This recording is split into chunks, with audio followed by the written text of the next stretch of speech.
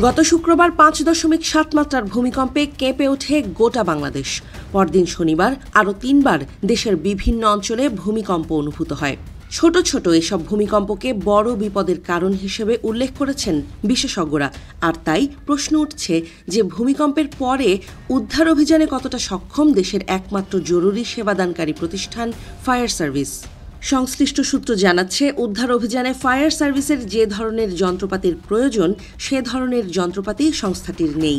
তাদের জনবল সংকট ও প্রশিক্ষণের অভাব বেশ প্রকট। একসঙ্গে 20 থেকে 25টি ভবনের বেশি ভবনে কাজ করার সক্ষমতা তাদের নেই। স্বেচ্ছাসেবকের সংখ্যাও অনেক কম। যে কোনো দুর্যোগে ফায়ার সার্ভিসই ভরসা। ভূমিকম্প, অগ্নিকাণ্ড, ঘূর্ণিঝড়, পাহাড় ধস সব জায়গায়ই তাদের দেখা যায়। কিন্তু জনবলের কমতির কারণে ও আধুনিক যন্ত্রপাতির অভাবে সংস্থাটিকে প্রায়ই বেকায়দায় পড়তে হয়।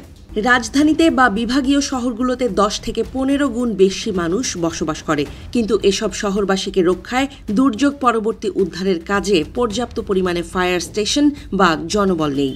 ফায়ার সার্ভিস বলছে, মেগা ভূমিকম্প হলে কোনো দেশের ফায়ার সার্ভিসেরই এককভাবে মোকাবিলা করা সম্ভব হবে না। তবে সাম্প্রতিক সময়ে পর্যাপ্ত স্বেচ্ছাসেবক প্রস্তুত করছে ফায়ার সার্ভিস। ইতোমধ্যে ফায়ার সার্ভিসকে বিকেন্দ্রীভূত করা হয়েছে বলেও জানিয়েছে ফায়ার সার্ভিসের একাধিক সূত্র।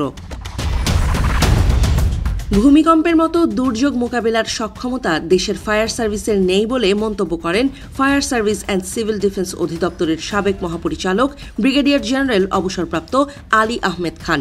তিনি বলেন, উন্নত দেশের পক্ষেও এই ধরনের দুর্যোগ মোকাবেলা করা সম্ভব নয়। এজন্য প্রয়োজন পর্যাপ্ত সংখ্যক স্বেচ্ছাসেবক। 2010 সালে দেশে 40,000 আরবান কমিউনিটি ভলান্টিয়ার ছিল। এখন সংখ্যাটি হওয়ার কথা ছিল 2 বা 3 লাখ। কিন্তু আমাদের স্বেচ্ছাসেবক আছে 60,000-এর মতো। এছাড়া এখনও স্বেচ্ছাসেবকদের প্রয়োজনীয় যন্ত্রপাতি কিনে দেওয়ার সামর্থ্য হয়নি সরকারের। প্রায় 18 কোটি জনসংখ্যার দেশে 50 জনের একটি টিমকে প্রশিক্ষণ দিয়ে দেশে ভূমিকম্প পরবর্তী উদ্ধার কর্মকাণ্ড পরিচালনা করা কি সম্ভব? ফায়ার সার্ভিসের মতে, দেশে যে কোনো সময় 7 বা তার বেশি মাত্রার ভূমিকম্পের আশঙ্কা রয়েছে। বড় ধরনের ক্ষয়ক্ষতির শঙ্কাও রয়েছে। ভূমিকম্প পরবর্তী উদ্ধার তৎপরতায় ফায়ার সার্ভিস ভূমিকা রাখতে কতটুকু সক্ষম সে বিষয়ে ফায়ার সার্ভিস অ্যান্ড সিভিল ডিফেন্সের senior staff officer Mohammad Shahjahan Sikdar বলেন, জেলা পর্যায় সহ আমাদের সব স্টেশনে ভূমিকম্পে উদ্ধার কাজ করার মতো ইকুইপমেন্ট রাখা আছে। তবে মেগা ডিজাস্টার হলে সেটি মোকাবেলা করার মতো পর্যাপ্ত জনবল আমাদের নেই।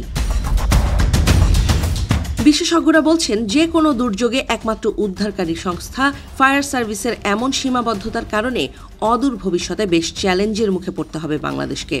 বড় ধরনের ভূমিকম্প, এই অপ্রতুল জনবল ও সরঞ্জাম নিয়ে ফায়ার সার্ভিস বড় ধরনের উদ্ধার অভিযানে বেশ হিমশিম খাবে বলেও সতর্ক করেছেন তারা।